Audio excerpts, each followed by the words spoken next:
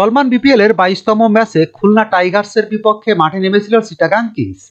এই ম্যাচে খুলনাকে ৪৫ রানে হারিয়েছে বন্দরনগরীর দলটি, যেখানে দুর্দান্ত পারফরম্যান্স করেছে চিটাগাং কিংসের পেসার খালেদ আহমেদ। কিন্তু দলের জয়ের দিনে দুঃসংবাদ পেলেন তিনি।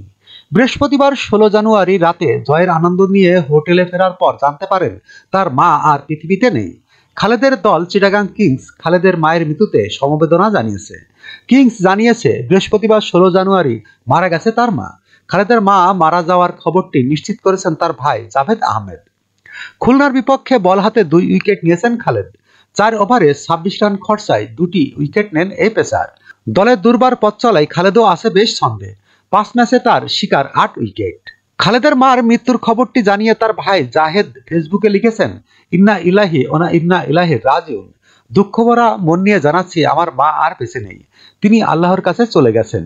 আল্লাহ তাকে ক্ষমা করুক এবং হেদায়েতপ্রাপ্তদের মধ্যে জায়গা করে দেন। তাকে পূর্ববর্তী ইমানদারদের মধ্যে স্থান দিক আমাদের এবং তাকে ক্ষমা করুক।